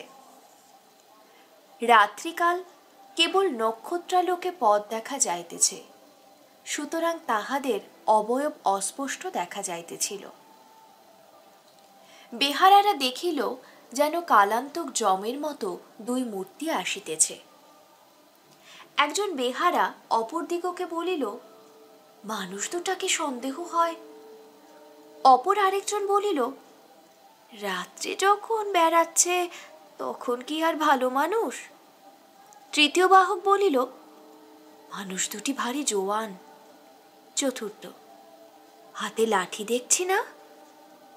প্রথম, চক্রবর্তী মশাই কি বলেন? আর তো এগোনো যায় না, ডাকাতের হাতে প্রাণটা যাবে। চক্রবর্তী মশাই বলিলেন, তাই তো, বড় বিপদ দেখি যে, যা ভেবেছিলাম তাই হলো। এমন সময় যে দুই ব্যক্তি আসিতেছিল তাহারা পথে লোক দেখিয়া হাঁকিল, কন হ্যাঁ রে? বেহারারা অমনি পালকি মাটিতে ফেলিয়া দিয়া বাবাগো শব্দ করিয়া একেবারে জঙ্গলের ভিতর পালাইল। দেখিয়া দুর্লভ চক্রবর্তী মহাশয়ও সেই পথাবলম্বী হইলেন। তখন ফুলমণি, আমায় ফেলে কোথায় যাও বলিয়া তার পিছু পিছু ছুটিল। যে দুইজন আসিতেছিল, যাহারা এই 10 জন মানুষের ভয়ের কারণ, তাহারা পথিক মাত্র। দুইজন হিন্দুস্থানী দিনাজপুরের রাজ সরকারের চাকরির চেষ্টায় যাইতেছে। রাত্রি প্রভাত নিকট দেখিয়া সকালে সকালে পথ চলিতে আরম্ভ করিয়াছে। বেহারারা পলাইল দেখিয়া তাহারা একবার খুব হাসিল। তাহার পর আপনাদের গন্তব্য পথে চলিয়া গেল। কিন্তু বেহারারা আর ফুলমণি ও চক্রবর্তী মশাই আর পাছু ফিরিয়া চাহিল না। প্রফুল্ল পালকিতে উঠিয়াই মুখের বাঁধন সহস্তে খুলিয়া ফেলিয়াছিল। রাত্রি 2 প্রহরে চিৎকার করিয়া কি হইবে বলিয়া চিৎকার করে নাই। চিৎকার শুনিতে পাইল বা কে ডাকাতের সম্মুখে আসিবে। প্রথমে ভয়ে প্রফুল্ল কিছু আত্মবিস্তৃত হইয়াছিল, কিন্তু প্রফুল্ল স্পষ্ট বুঝিল যে সাহস না করিলে মুক্তির কোনো উপায় নাই। যখন বেহারারা পালকি ফেলিয়া পালাইল, তখন প্রফুল্ল বুঝিল আরেকটা নতুন বিপদ। ধীরে ধীরে পালকির কপাট খুলিল। অল্প মুখ বাড়াইয়া দেখিল 2 জন মনুষ্য আসিতেছে। তখন প্রফুল্ল ধীরে ধীরে কপাট বন্ধ করিল। যে অল্প ফাঁক রহিল তাহা দিয়া প্রফুল্ল দেখিল মনুষ্য 2 জন চলিয়া গেল। তখন প্রফুল্ল পালকি হইতে বাহির হইল, দেখিল কেহ কোথাও নাই। প্রফুল্ল ভাবিল, যাহারা আমাকে চুরি করিয়া লইয়া যাইতেছিল তাহারা অবশ্য ফিরিবে। অতএব যদি পথ ধরিয়া যাই তবে ধরা পড়িতে পারি, তার চেয়ে এখন জঙ্গলের ভিতর লুকাইয়া থাকি, তারপর দিন হইলে যা হয় করিব। এই ভাবিয়া প্রফুল্ল জঙ্গলের ভিতর প্রবেশ করিল। ভাগ্যক্রমে যেদিকে বেহারারা পলাইয়াছিল সেদিকে যায় নাই, সুতরাং কাহারও সঙ্গে তাহার সাক্ষাৎ হইল না। প্রফুল্ল জঙ্গলের ভেতর স্থির হইয়া দাঁড়াইয়া রহিল। অল্পক্ষণ পরেই প্রভাত হইল। প্রভাত হইলে প্রফুল্ল বনের ভেতর এদিক ওদিক বেড়াইতে লাগিল। পথে বাহির হইতে এখনো সাহস হয় না। দেখিল এক জায়গায় একটা পথের অস্পষ্ট রেখা বনের ভেতর দিকে গিয়াছে। যখন পথের রেখা এদিকে গিয়াছে তখন অবশ্য এদিকে মানুষের বাস আছে। প্রফুল্ল সেই পথে চলিল। বাড়ি ফিরিয়া যাইতে ভয়, পাছে বাড়ি হইতে আবার তাকে ডাকাইত ধরিয়া আনে। বাঘ ভাল্লুকে খায় সেও ভালো, আর ডাকাইতের হাতে না পড়িতে হয়। পথের রেখা ধরিয়া প্রফুল্ল অনেক দূর গেল। বেলা 10 দণ্ড হইল, তবু গ্রাম পাইল না। শেষে পথের রেখা বিলুপ্ত হইল, আর পথ পায় না। কিন্তু 2-1খানা পুরাতন ইট দেখিতে পাইল। ভরসা হইল, মনে করিল যদি ইট আছে তবে অবশ্য নিকটে মনুষ্যলয়ও আছে। যাইতে যাইতে ইটের সংখ্যা বাড়িতে লাগিল। জঙ্গল দুর্ভেদ্য হইয়া উঠিল। শেষে প্রফুল্ল দেখিল নিবিড় জঙ্গলের মধ্যে এক বৃহৎ অট্টালিকার ভগ্নাবশেষ রহিয়াছে। প্রফুল্ল ইষ্টক স্তূপের উপর আরোহণ করিয়া চারিদিক নিরীক্ষণ করিল। দেখিল এখনো 2-4টা ঘর অভগ্ন আছে। মনে করিল এখানে মনুষ্য থাকিলেও থাকিতে পারে। প্রফুল্ল সেই সকল ঘরের ভিতর প্রবেশ করিতে গেল। দেখিল সকল ঘরের দ্বার খোলা, মনুষ্য নাই। অথচ মনুষ্যবাসীর চিহ্ন কিছু কিছু আছে। ক্ষণ পরে প্রফুল্ল কোনো বুড়ো মানুষের কাতরানি শুনিতে পাইল। শব্দ লক্ষ্য করিয়া প্রফুল্ল এক কুঠুরি মধ্যে প্রবেশ করিল। দেখিল সেখানে এক বুড়া শুইয়া কাতরাইতেছে। বুড়ার শীর্ণ দেহ, শুষ্ক ওষ্ঠ, চক্ষু কোঠরাগত, ঘন শ্বাস। প্রফুল্ল বুঝিল ইহার মৃত্যু নিকট। প্রফুল্ল তাহার শয্যার কাছে গিয়া দাঁড়াইল। বুড়া প্রায় শুষ্ক কণ্ঠে বলিল, মা, তুমি কে? তুমি কি কোনো দেবতা? মৃত্যুকালে আমাকে উদ্ধারের জন্য আসিলে? প্রফুল্ল বলিল, আমি অনাথা, পথ ভুলিয়া এখানে আসিয়াছি। তুমিও দেখিতেছি অনাথ, তোমার কোনো উপকার করিতে পারি? বুড়া বলিল, অনেক উপকারের সময় করিতে পারো। জয় নন্দদুলাল, এই সময়ে মনুষ্যের মুখ দেখিতে পাইলাম, পিপাসায় প্রাণ যায়, একটু জল দাও। প্রফুল্ল দেখিল বুড়ার ঘরে জল কলসি আছে, কলসিতে জল আছে, জলপাত্র আছে, কেবল দিবার লোক নাই। প্রফুল্ল জল আনিয়া বুড়াকে খাওয়াইল। বুড়া জল পান করিয়া কিছু সুস্থ হইল। প্রফুল্ল এই অরণ্য মধ্যে মুমূর্ষ বৃদ্ধকে একাকী এই অবস্থায় দেখিয়া বড় কৌতূহলী হইল। কিন্তু বুড়া তখন অধিক কথা কহিতে পারে না। প্রফুল্ল সুতরাং তাহার সবিশেষ পরিচয় পাইল না। বুড়া যে কয়টি কথা কহিল তাহার মর্মার্থ এই। বুড়া বৈষ্ণব, তাহার কেহ নাই, কেবল এক বৈষ্ণবী ছিল। বৈষ্ণবী বুড়াকে মুমূর্ষ দেখিয়া তাহার দ্রব্য সামগ্রী যাহা ছিল তাহা লইয়া পলাইয়াছে। বুড়া বৈষ্ণব, তাহার দাহ হইবে না, বুড়ার কবর হয় এই ইচ্ছা। বুড়ার কথা মতো বৈষ্ণবী বাড়ির উঠানে তাহার একটি কবর কাটিয়া রাখিয়া গিয়াছে। হয়তো শাবল কোদালি সেইখানে পড়িয়া আছে। বুড়া এখন প্রফুল্লের কাছে এই ভিক্ষা চাহিল যে, আমি মরিলে সেই কবরে আমাকে টানিয়া ফেলিয়া দিয়া মাটি চাপা দিও। প্রফুল্ল স্বীকৃত হইল। তারপর বুড়া বলিতে লাগিল, আমার কিছু টাকা পোতা আছে। বৈষ্ণবী সে সন্ধান জানিত না, তাহা হইলে না লইয়া পালাইত না। সে টাকাগুলো কাহাকে না দিয়া গেলে আমার প্রাণ বাহির হইবে না। যদি কাহাকে না দিয়া মরি, তবে যক্ষ হইয়া টাকার কাছে ঘুরিয়া বেড়াইব, আমার গতি হইবে না। বৈষ্ণবীকে সে টাকা দিব মনে করিয়াছিলাম, কিন্তু সে তো পালাইয়াছে। আর কোনো মনুষ্যের সাক্ষাৎ পাইব? তাই তোমাকেই সেই টাকাগুলো দিয়া যাইতেছি।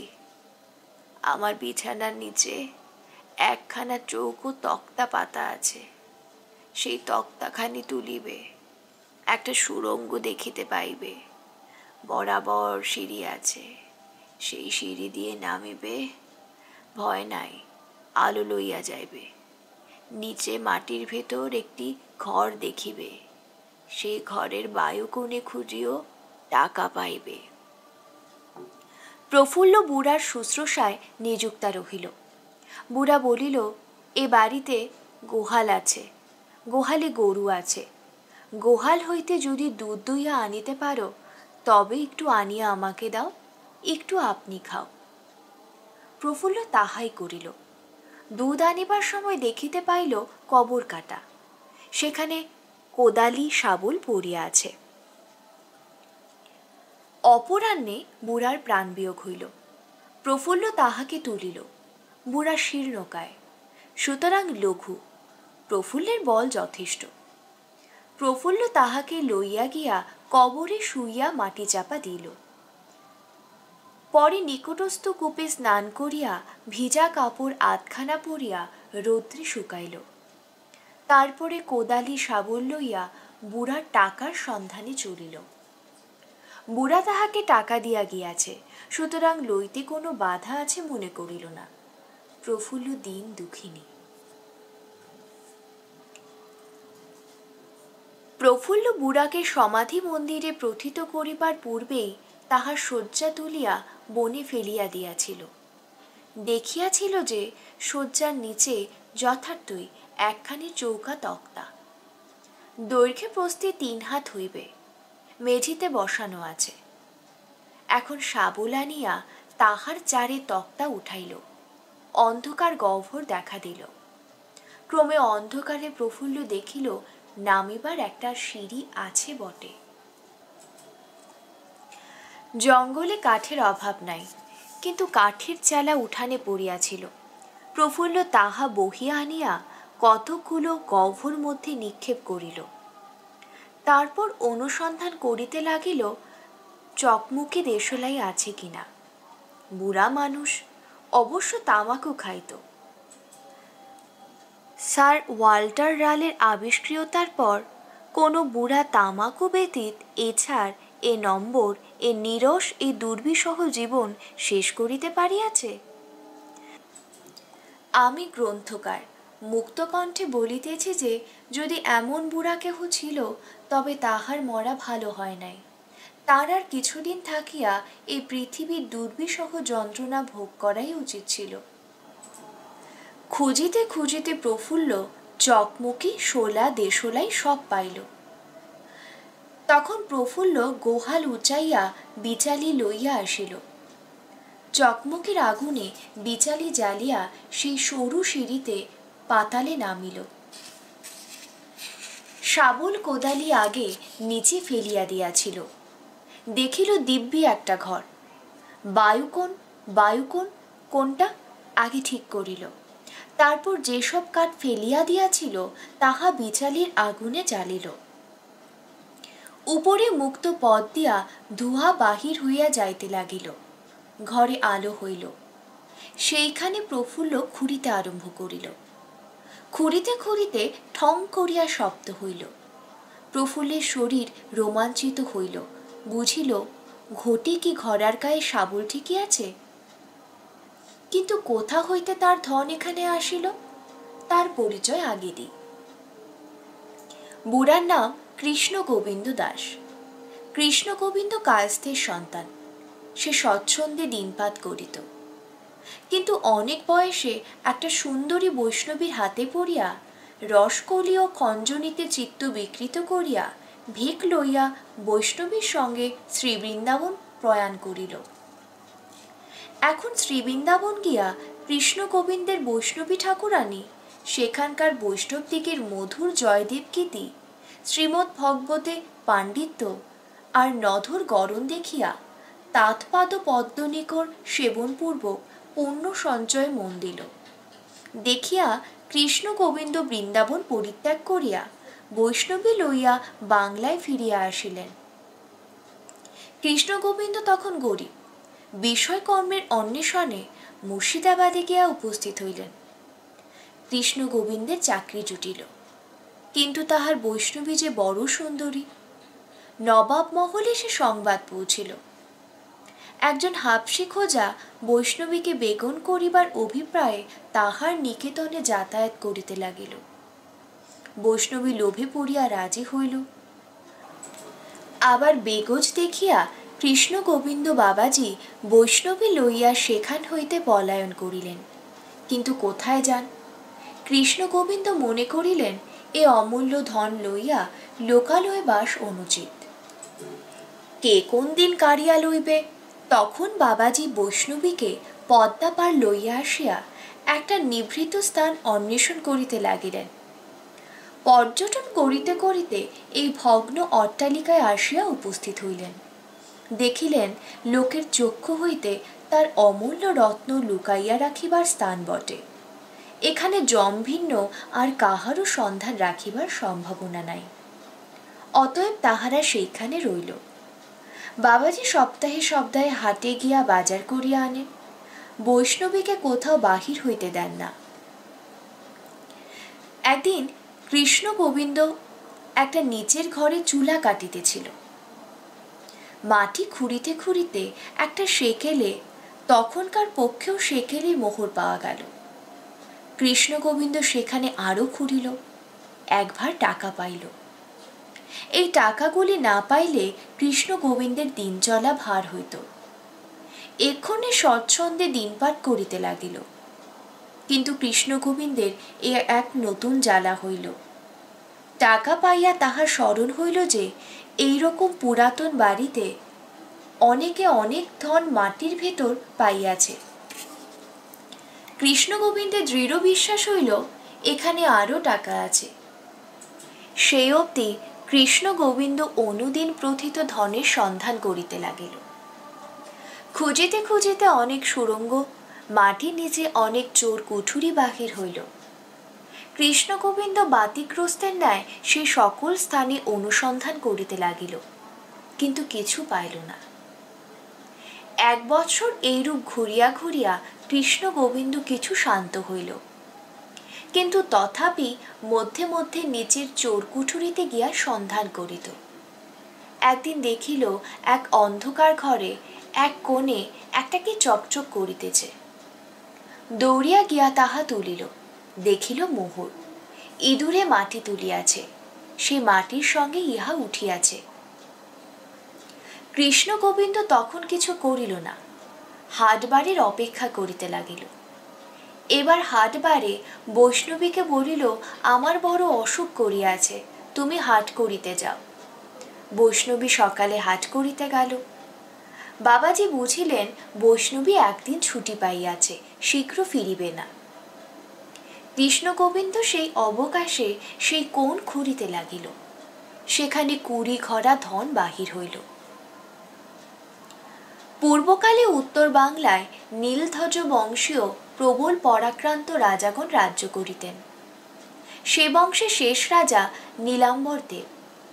নীলাম্বরের অনেক রাজধানী ছিল, অনেক নগরে অনেক রাজভবন ছিল। এই একটি রাজভবন।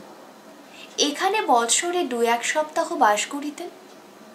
গৌড়ের বাদশাহ একদা উত্তর বাংলা জয় করিবার ইচ্ছায় নীলাম্বরের বিরুদ্ধে সৈন্য প্রেরণ করিলেন। নীলাম্বর বিবেচনা করিলেন যে, কি জানি যদি পাঠানেরা রাজধানী আক্রমণ করিয়া অধিকার করে, তবে পূর্বপুরুষদিকে সঞ্চিত ধনরাশি তাহাদের হস্তগত হইবে। আগে সাবধান হওয়া ভালো। এই বিবেচনা করিয়া যুদ্ধের পূর্বে নীলাম্বর অতি সঙ্গোপনে রাজভাণ্ডার হইতে ধন সকল এইখানে আনিলেন। স্বহস্তে তাহা মাটিতে পুঁতিয়া রাখিলেন। আর কেহ জানিল না যে কোথায় ধন রহিল। যুদ্ধে নীলাম্বর বন্দী হইলেন। পাঠান সেনাপতি তাহাকে গৌড়ে চালান করিল। তারপর আর তাহাকে মনুষ্যলোকে কেহ দেখে নাই। তাহার শেষ কি হইল কেহ জানে না। তিনি আর কখনো দেশে ফেরেন নাই। সেই অবধি তাহার ধনরাশি এইখানে পোতা রহিল। সেই ধনরাশি কৃষ্ণ গোবিন্দ পাইল। সুবর্ণ, হীরক, মুক্তা, অন্য রত্ন অসংখ্য, অগণ্য, কেহ স্থির করিতে পারি না কত। কৃষ্ণ গোবিন্দ 20 ঘড়া এরূপ ধন পাইল। কৃষ্ণ গোবিন্দ ঘড়াগুলি সাবধানে পুতিয়া রাখিল। বৈষ্ণবীকে একদিনের তরেও এ ধনের কথা কিছুই জানিতে দিল না। কৃষ্ণ গোবিন্দ অতিশয় কৃপণ। ইহা হইতে একটি মোহর লইয়াও কখনো খরচ করিল না। এ ধন গায়ে রক্তের মতো বোধ করিত। সেই ভারের টাকাতেই কায়ক্লেশে দিন চালাইতে লাগিল। সেই ধন এখন প্রফুল্ল পাইল। ঘড়াগুলি বেশ করিয়া পুতিয়া রাখিয়া আসিয়া প্রফুল্ল শয়ন করিল। সমস্ত দিনের পরিশ্রমের পর সেই বিচালির বিছানায় প্রফুল্ল শীঘ্রই নিদ্রায় অভিভূত হইল। এখন একটু ফুলমণির কথা বলি। ফুলমণি নাপিতানি হরিণীর ন্যায় বাছিয়া বাছিয়া দ্রুত পদে জীবে প্রাণ সমর্পণ করিয়াছিল। ডাকাইতের ভয়ে দুর্লভচন্দ্র আগে আগে পলাইলেন। ফুলমণি পাছু পাছু ছুটিয়া গেল।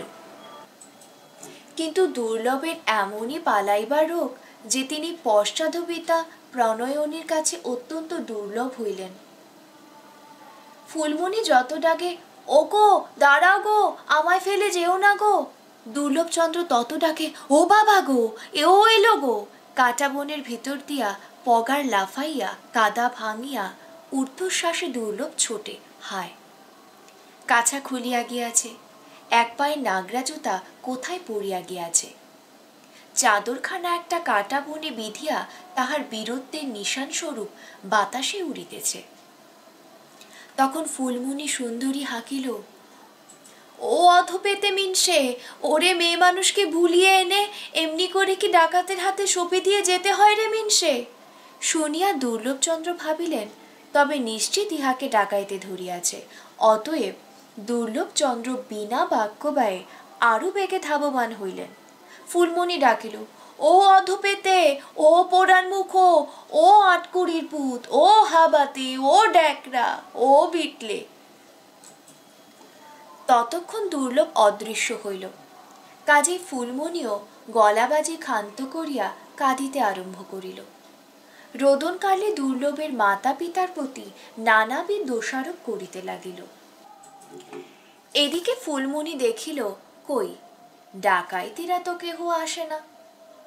কিছুক্ষণ দাঁড়াইয়া ভাবিল, কান্না বন্ধ করিল। শেষ দেখিল না ডাকাইত আসে, না দুর্লভচন্দ্র দেখা দেয়। তখন জঙ্গল হইতে বাহির হইবার পথ খুঁজিতে লাগিল। তাহার ন্যায় চতুরার পক্ষে পথ পাওয়া বড় কঠিন হইল না। সহজেই বাহির হইয়া সে রাজপথে উপস্থিত হইল। কোথাও কেহ নাই দেখিয়া সে গৃহাভিমুখে ফিরিল। দুর্লভের উপর তখন বড় রাগ। অনেক বেলা হইলে ফুলমণি ঘরে পৌঁছিল। দেখিল তাহার ভগিনী অলোকমণি ঘরে নাই, স্নানে গিয়াছে। ফুলমণি কাহাকে কিছু না বলিয়া কপাট ভেজাইয়া শয়ন করিল। রাত্রে নিদ্রা হয় নাই। ফুলমণি শুইবা মাত্র ঘুমাইয়া পড়িল। তাহার দিদি আসিয়া তাহাকে উঠাইল। জিজ্ঞাসা করিল, কি লা, তুই এখন এলি? ফুলমণি বলিল, কেন, আমি কোথায় গিয়েছিলাম? অলোকমণি, কোথায় আর যাবি, বামুনদের বাড়ি শুতে গিয়েছিলি, এত বেলা অবধি এলি না, তাই জিজ্ঞেস করছি। ফুলমণি, তুই চোখের মাথা খেয়েছিস, তার কি হবে? ভোরের বেলা তোর সম্মুখ দিয়ে না শুলাম, দেখিস নে।